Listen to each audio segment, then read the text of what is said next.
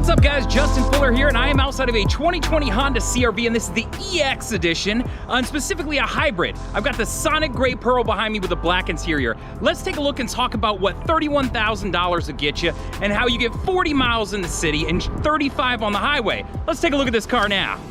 All right, so one of the really cool things about the 2020 Honda CR-V Hybrid is that it actually gets more horsepower than you would in a standard CR-V. So this gets 212 horsepower in it. If you're looking at a standard CR-V, you'd be looking at 190 horsepower. So let's take a look under the hood and kind of go over a couple things.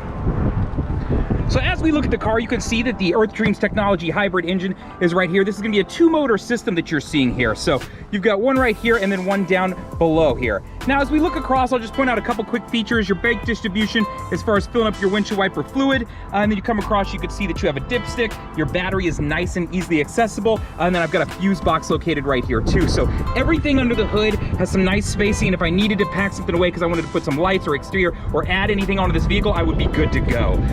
On the front fascia of this car, you'll notice that you have a full LED setup. So I've got LED daytime running lights. I've got my standard LED headlight system. And then as we move down here, you'll see that I have LED fog lights on this vehicle too.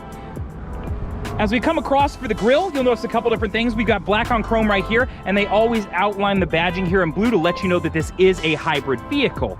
So as we wrap around the side of the car here, I'll point out that you do have a beautiful 18-inch alloy wheel here that has been painted. So you can see you've got a nice look there. If you're moving up to your very top of the line, you will change out that wheel size, so just be aware of that. As we come across, I'll point out that this is a hybrid vehicle, so it is badged on the side and back of the vehicle.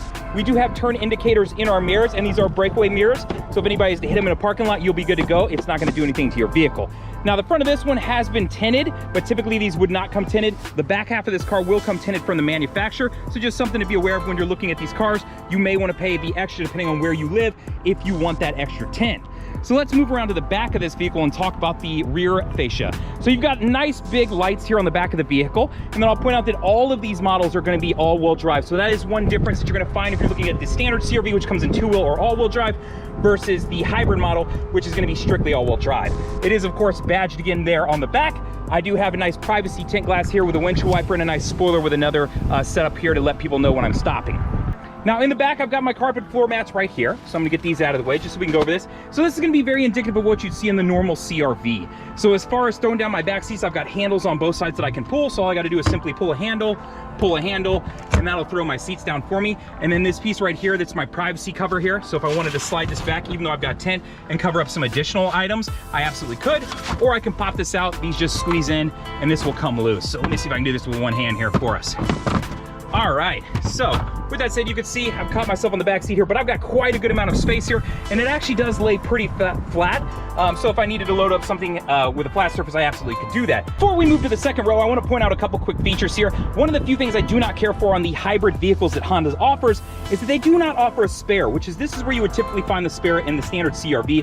Instead, what you've got inside of here is a tire repair kit, which is essentially a nice pump right here, and then it comes with a can of Fix-A-Flat. So something to be aware of if you are living in somewhere that has a lot of construction or maybe not the nicest roads.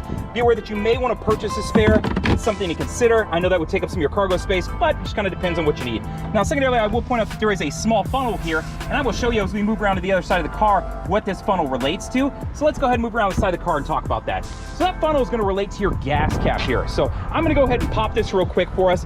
So where that funnel comes into play is you'll notice that this does not have a cap on it. It uses a valve right here. If I was to run out of gas and need to fill up my vehicle, chances are I probably won't have a gas can with me, but I may have a water bottle or something of that nature. I would be able to stick this funnel in here to hold this valve open and then be able to pour in my gas. So just pointing that out here, and you'll notice that there's a notice right here when you look at this vehicle. So just something to be aware of as we look at this portion. So here I am, guys, in the second row of the vehicle, and as a 6-footer, I've got the seat pushed all the way back as if I was sitting there. So you can see that I can clearly sit behind myself. I've got a nice set of room, so it's nice and comfy here. Now, you can technically seat 3 people in this back seat. However, I would say if we're taking a long trip, that's really not gonna be very comfortable. It would be more of 2 adults and maybe a small child in between us. As we look at the center stack in between our legs here, I will point out a couple different things here. One, you do have air vents, which is always nice for your back customers in case you got kids in car seats and you want to keep them nice and cool, or just want to make sure everybody's comfortable in the car. And then if we are taking a longer trip, we do have power sources right here. They're USB related, they're 2.5 amps. So this way we can make sure both of the backseat riders would be able to charge and enjoy their devices on maybe a long trip. As we move to the doors, I want to point out a couple quick features here. You do have this nice fake wood inlay finish here. I think it's a nice look, and of course you do have a black solid fill up here that'll prevent glare. there. Now moving down, you'll notice there are some small tweeter speakers right here, and then below that there's gonna be a larger speaker here. So as you're looking at this car, you've got 8 speakers in this vehicle. I believe powered by a 180-watt system. I'll double check on that and I'll throw it up on the screen if I'm incorrect here. The stitching in these seats, I really like the way it looks. It's a nice stylish setup, so it gives off a little bit of a racing vibe, even though this car obviously isn't for racing. But I like that they have the two-tone black here with the nice central stitching that goes across. It's a nice firm finish here, so you're not going to sink into these seats and not be able to get out. And of course, if you were to spill something, it'll wipe off nice and easy. Because this is a dark interior for this particular vehicle, you don't really have to worry about stains quite as much. Now on the back seat, you do have one space right here where you can store stuff. They do not provide you with that on this side. If you were looking for that, you would need to climb models. So let's talk about the front seat of this vehicle. So I'm in an EX model. If you were looking for leather interior, so leather seats, you would want to climb up to that EXL model, which would be the next model up. Now additionally, I'll let you know that if you're looking at the EX, you will have a powered seat for your driver's side, but not on your passenger side. So just keep that in mind. If you wanted that additional 4-way powered seat, you'd want to climb up to that EXL additionally too here. Before we go on a test drive, I'll make sure I show you kind of a breakdown of, hey, if I climb up to the EXL, what am I gaining? Which actually I'll do that right now. So we'll throw that up here on the screen. Now we can see, hey, if I want to spend the extra $2,000 and I'm getting an EXL, what all am I getting here? And then additionally, if I wanted to drop down, what am I losing? So I'll show you that following that screen so you can see, hey, if I drop down to the LX, I'm giving up these following items. So that way you can have an understanding for, hey, what is my $2,000? Because I believe that's roughly what the difference is between the two. So let's look at the interior of the car. So I'll start you off on the seat here, and you'll notice that you've got the powered seat here where I can do up, down, back, forth, my back adjustment, and then my lower lumbar support is going to be right here. Now, as we move over onto the dash, I do want to point out something related to the seats, and that this car does have memory seating in the EX model. Typically, you would have to climb up to my EXL models in the standard CRV to get this feature. So just something to be aware of. It's very easy to set. Turn the car on, press set. These will flash, and then press to hold, and that'll set it. Now, additionally here, I'll just point these out quickly. You do have your window controls with auto up, down on your driver and passenger side, along with your window locks, door locks, and then, of course, your mirror controls right here. So let's talk about the interior of the car. So as you look at the left side of the dash as we work our way across it, I want to point out a couple features. This first is that road departure mitigation system that I was just mentioning, which will prevent you from driving off the shoulder of the road. It'll be an audible alert and of course shake the wheel. Below that is your collision mitigation braking system, which is always on unless you press and hold this to turn it off. To turn it off, I would press and hold, and then it would turn off. So it takes a couple seconds for this to come on or off. You have to hold it. So it's not something you're accidentally gonna bump. So right next to that is my vehicle stability assist. So this works with your traction control. In the event that you go into a skid, it's gonna help transfer power to whichever wheel is getting better traction on the vehicle. So as we move up to the steering wheel, I wanna point out a couple different features as we go forward. On the right side over here is gonna be your Honda sensing stuff once I learn my right from my left. So this is gonna be where I can get control of my lane keep assist and of course my adaptive cruise control. And I'll show you how these features work when we hop on the road. But just to give you an idea, lane keep assist, to set both of these on, I want to press the main button and I'll see a LKAS and ACC pop on for lane keep assist and adaptive cruise control. To set the lane keep assist, I press this and you'll see dotted lines. When those fill in solid, it's now actively reading the road. To do so, you have to be going over 45 miles an hour and not be using your windshield wipers. Now the adaptive cruise control here is just like a classic cruise control, but once I've set my speed, I can then set the distance it'll keep between me and the car in front of me. As I press this button, you're gonna see boxes appear there. So the more boxes, the more space it's gonna keep between me and the car in front of me. How it's determining where that car is using this camera that's up here, and down in the grill where I mentioned earlier, there is a camera behind it, or excuse me, radar behind it. Now, if you wanna change that to a classic cruise control, you can press and hold this button, and now it'll flip over to cruise mode selected, and now it's just a classic cruise control. If I want to flip it back, press and hold that same button, and now I'm back to the adaptive cruise control. Now behind the steering wheel, you're gonna see a plus paddle right here and a minus paddle, and these are gonna be my paddle shifters. Now where this plays a role in the hybrid is it'll allow me to either upshift the vehicle, or the more important one is that instead of using the brakes, I can downshift the vehicle. And by downshifting it, what it gives me the option to do is be able to downshift and use regenerative braking to help build up that electric charge in the vehicle, which is really nice because then I can use my purely electric mode, or just continue to use the hybrid mode to help improve and keep that gas mileage. That gas mileage being 40 in the city and 35 on the highway. Now behind there, you'll notice that I've got my auto on-off lights, which I can flip to auto right there with the hash mark, and my fog light controls. On the other side, I've got my windshield wiper blade, so pull down for the front, and to control the back, so you'll just use this tab right here on the end. Now, moving up into the center here, I want to point out a couple different screens that you can see. So let's talk about that. So I'm going to toggle through some screens and show you some stuff here. So the first thing I want to start at is going to be at the very beginning here. So let's get over here to your music. So music-wise, I have a lot of different options for myself, and I can press up and down, which you'll see me doing right here, to be able to change those. So it'll allow me to toggle through anything that I have, selected. So whether it be Android Auto app or CarPlay, whether I want to jump over to FM, where I want to go to AM, whether I want to go to Sirius XM, which comes for 90 days, or I want to jump over to USB, which I've already plugged in a USB that has some music stored to it. So it gives me a lot of different options that I have available to myself for this. So I'm gonna jump out of that screen and then go to my next one. This would be Bluetooth related, so if I wanted to hop onto that, and then of course over here would be switching from miles per hour to kilometers an hour. Now what I really like about this is that it gives me the option for not only my turn-by-turn directions. So one thing that they've changed about this and I really love is that if I'm using Apple CarPlay and Android Auto, which is simply connecting up my phone to the USB. Now for Android users, you're gonna need to download that Android Auto app. Once you've done so, this will light up and either say Apple CarPlay or Android Auto. I can then select that, and what it offers me is a plethora of apps that are interchangeable and that work with your Apple CarPlay or Android Auto. So for me, it gives me the option of Spotify, Pandora, Google Play Music, and then mapping system-wise, I have Google Maps, I have Waze. You could even use Apple Maps if you're an Apple user. So you have a lot of different options. So you have podcast related, so several different things that you can have on here. While we're doing this, I'm gonna take a second to stop, and on the screen what I will do is I will throw up 15 of the most popular apps that you can download that are interchangeable, that work concurrently with Apple CarPlay and Android Auto on the system here. So check those out, take a look, see if there's anything that picks you out, whether it be related to podcasts or anything of that nature. All right guys, so let's talk about the touchscreen of this vehicle. So I'm gonna start you off on the audio button right here and just go over some of the functions and things that you have available to you. So when I touch that, I'm gonna touch the source button up here to pull up all of my available options. So you'll notice that you have FM, you've got AM, you've got 90 days of Sirius XM, and then you can decide if you'd like to continue that and pay for the product. Of course, I have a USB that I can plug a thumb drive into, and then I have the ability to use iPods, iPads, pretty much anything with an I/O connect up to this car, whether it be through Bluetooth or through the USB. Speaking of Bluetooth, my Bluetooth option is of course right there. And then I will point out that the car is Pandora compatible. Now, if you're a Spotify user or an iHeartMedia or a Google Play Music person, no big deal. You would have access to that through Android Auto. So just be aware that you're not left without. You can still get to those features. Now, how to do so would be go to your Android Auto or Apple CarPlay button, and then from there, select the home button here. And then I have these all labeled right across the top. Now, you can add those additional apps and know that you can customize this, which I'll show you later on how to do in one of my tips and tricks videos.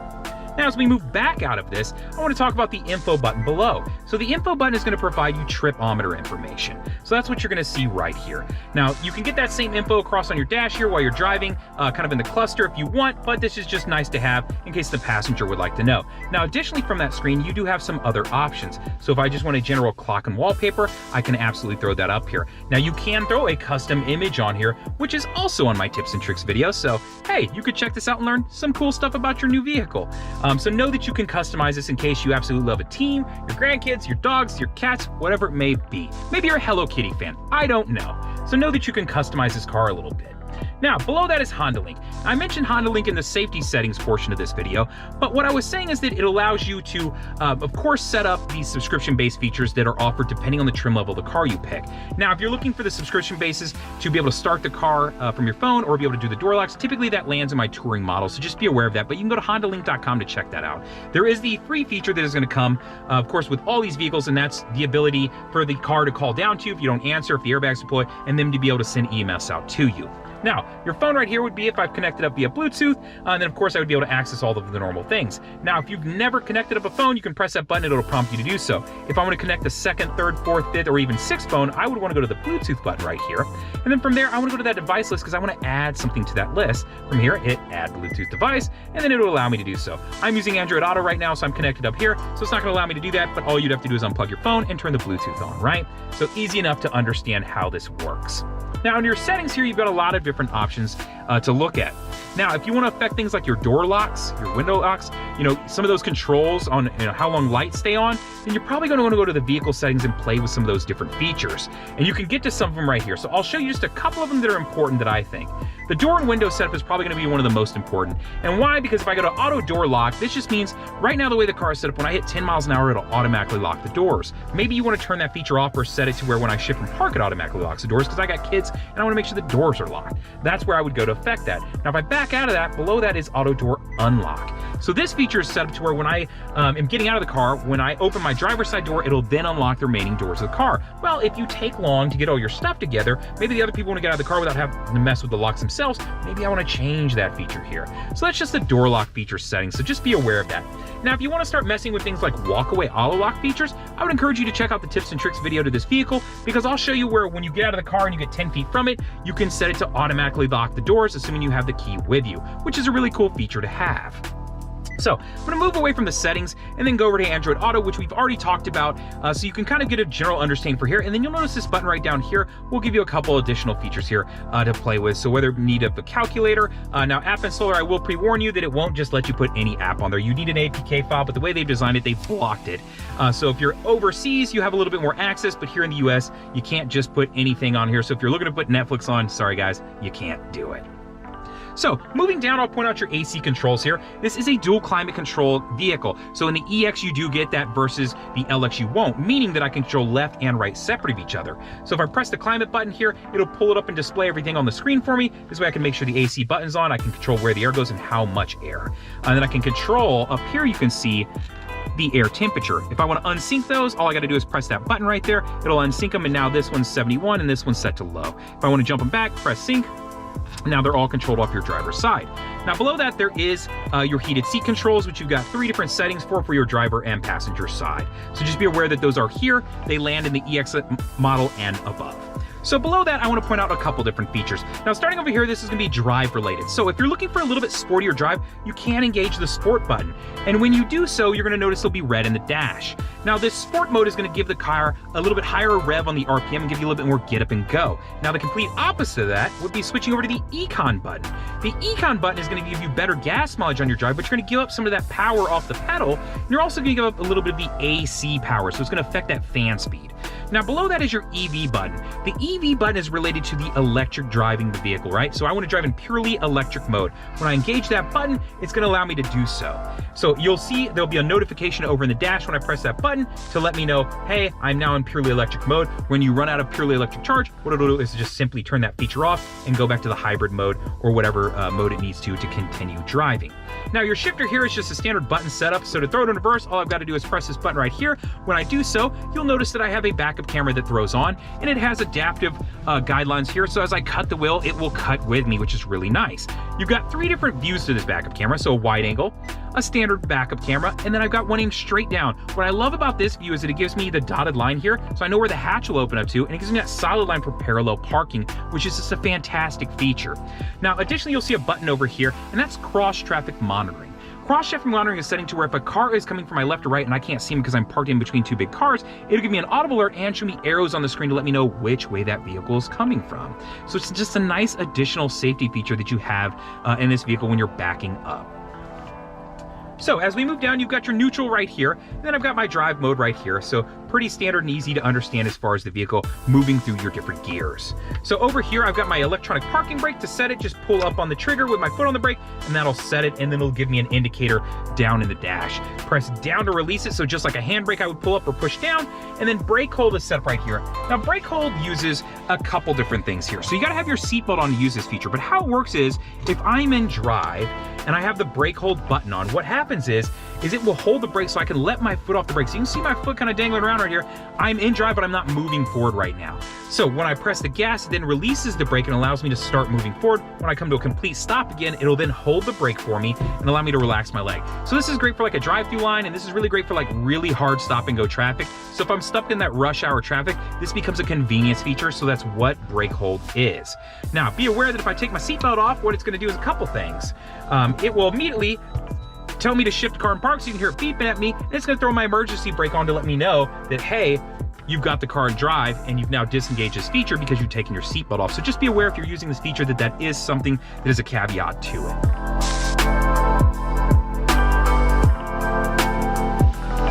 All right, right, guys, so I'm inside of this 2020 Honda CR-V Hybrid, and specifically EX model, and we're about to take it for a test drive here, so we're making our way out to the road. So let's talk about some things. What would this directly compete against? So probably the two biggest competitors for this vehicle would be the RAV4, because they offer a hybrid, and then maybe the Ford Escape, because they also offer a hybrid vehicle. So as we go on this test drive, we're going to talk about how this car competes not only against itself, in case you're looking at just a standard CR-V, but also how it may compete against those vehicles too. So I'm at a stop sign, I'm right here on an access road, and it's gonna give me an opportunity to really gas it and come off the line here. So let's see what 212 pounds of horsepower does.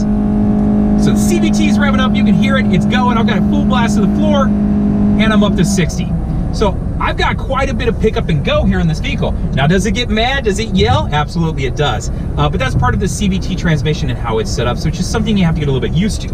But in my experience, driving hybrids for year after year after year, I really like that they have a lot more, I don't even know how to describe it. It's a little bit more in tune in the sense that if I stomp on the gas, it takes off and goes. There used to be kind of this lag that you would see in hybrid vehicles that, it wasn't that nice because you'd stomp on the gas and it'd kind of take a second or two for it to figure out what it was doing. I love that they've really centered that down and knocked down that timing to where when I hit the gas, it knows. So it's a lot more responsive vehicle is really the word I'm looking for. So when it comes to that, I love that this vehicle actually has more horsepower than your standard CR-V. Now, if you're comparing it to maybe a RAV4 and their hybrid, or if you're looking at the Escape, the RAV4 is going to have 219 horsepower, so you're getting 7 more horsepower out of that vehicle, and then the Ford Escape hybrid is going to have 209. So these are all living within, 10 horsepower of each other. So I don't know that you're going to see a ton of difference out of that. At a point, it's going to turn into, safety features, reliability, the overall look of the vehicle, and then the ergonomics on the inside of just what you like. So things to keep in mind if we're talking about the horsepower. So 212 horsepower under the hood, of course, working on this particular vehicle, and is a 2-engine setup, which really means you have an engine and more of a generator setting that's kind of powering the hybrid.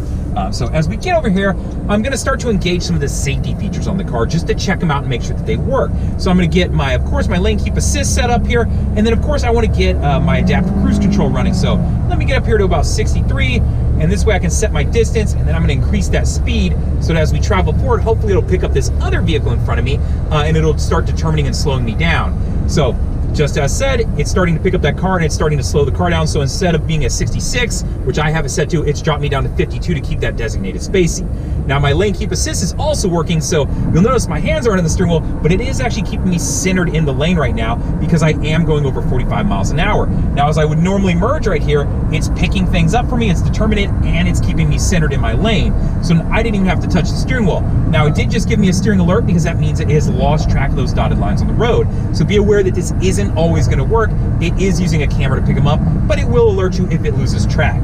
So one of the fantastic things about the CR-V Hybrid is that it offers all those same features that you would get in your normal CR-V. So you're still getting all the Honda sensing safety features, you're still getting Apple CarPlay and Android Auto, and you're still getting all that cargo space in the back with really great gas mileage. Now let's talk about gas mileage in this car.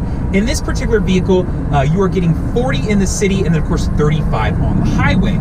So if you're comparing this to maybe, the Ford Escape Hybrid, or you're looking at a RAV4 Hybrid, where does this stack up? So I'm going to throw that up on the screen so you can see here. Honda is actually falling into 3rd place on this one, which is a bummer, of course, but these are all giving you fantastic gas mileage. So let's talk about price tags related to this vehicle and, of course, the other vehicles that are out there on the market that it would be competing against. So I'm sitting inside of an EX right now, and the EX is one step above your base model. So what I'm going to do is I'm going to throw up on the screen, of course, so you can see what the hybrid pricings are. So this way you can see the MSRPs, and I'll include the destination, which I believe is $1,120 on this vehicle. So I want you to understand, hey, this is an EX that I'm driving in right now. This is where it lives. This is what's above it and below it. So you can kind of understand where this lands specifically in Honda's lineup. And now secondarily, after that, what I'm going to show you is if you're looking at a comparable model, let's talk about, where CR-Vs compete with the hybrids is related to the, of course, the Toyota, and then of course the Ford Escape. So I'll show you kind of some comparisons there too, so you can get an understanding for, hey, if I'm looking at a similar model, what's going to be that comparison? Where is it going to land pricing wise? So I'll throw up what some comparable models on these other two brands so you can get a general understanding for, hey, is it more, is it less? And then at that point you just kind of have to go in and figure out, if you're going to start haggling on your deal, but this will give you an idea for where they all start from, right? Now, if you're comparing the Honda CR-V pricing wise to the Honda CR-V Hybrid, I really would would say almost go for the hybrid. In an EX model, it's only, I believe, a couple $1,000s difference moving from the standard model up to the hybrid model, which I'll show you a comparison up here on the screen right now so that you don't have to look at my pretty face, so that you can kind of understand, hey, what's it gonna cost me, Justin, if I want to get that hybrid model? Of course, you're getting all those safety features, all those same features, pretty much almost identical in the standard CRV, with the exception of, you're getting the full LED setup in this vehicle, which is kind of nice as far as the lighting goes, but the dash layout, all the Honda sensing features, the moonroof, the cloth interior on the EX is all going to be the same, whether it's in a hybrid model or non-hybrid model. So final thoughts on this vehicle are a couple things, right? The first thing I would say is if you're looking at the standard CRV, I would almost recommend spending the extra money and jumping up to this CRV EX hybrid. I think to get that gas savings, if you're really gonna hold on to this car for a long time, it's worth spending the extra money to know that you're gonna get that additional savings. Well, let's be honest, you are helping the environment, and why not? If you can, do it. Now, as far as looking at different trim levels, I prefer the EX, and I sold probably more of these than I ever did any other trim level. The reason I like it is from the LX to the EX, I feel like it's a big jump and you're gaining a whole lot of features. So what I'll do is I'll show you right now on the screen what you're adding if you move from that LX up to the EX. Hey, what am I adding and how much is it gonna cost me? Because I think the EX is by far worth it to go from the LX. I wouldn't recommend the LX unless it just really fit your budget, or you were just a very, a very point A to point B, I don't want a lot of features inside of my car, then I may recommend the LX to you. Now, the EXL above, most people jump over to that model because they want the leather interior. Chances are they got kids or dogs. So I'll show you on the screen what you're adding if you jump up to that EXL model, so you can have an understanding for, hey, if I want to spend that extra money, which I'll show you that too, what am I getting out of that? But for me, my lifestyle, I would recommend the EX. I don't prefer the leather seats. I like a cloth interior. I feel like the leather gets hot here in Texas. The sun will bake it, and eventually will crack unless you take really good care of it and do all these different things. So I want low maintenance, right? I want low cost of ownership in my vehicles, which Honda's known for low cost of ownership, but I don't necessarily need that leather. Now, if your lifestyle requires that leather for a particular reason, dogs, kids, whatever it may be, maybe it makes sense. But if I was gonna recommend this to a friend, family member, I would recommend, bang for your buck, the EX is by far the best model. You get almost all the additional safety features that you would get. Of course, you get all the safety features, but I'm saying as far as what I would gain above it, I don't know that I care about a powered tailgate or leather interior or 1-inch larger wheels. So for that reason, I would recommend the EX over most of the other trims in this vehicle. Outside of that, I just want to say thanks for watching. Hopefully this helped you out. Do me a couple favors. One, click that like button. Hey, if you want updates anytime I put a video out, click the bell. Let you know when I got new stuff coming out. And then secondarily, hopefully you will subscribe to the channel. And then lastly, now that I'm asking for everything, leave a comment. Let me know what you think. Did I miss something? Did I forget something? You wish I would go over just one particular feature? Let me know. I am more than happy to make and shoot content for you, because that's who's watching this. So let me know if there's something I can do for you. Thanks again. Like the video, subscribe, all that other stuff. See you later. Bye.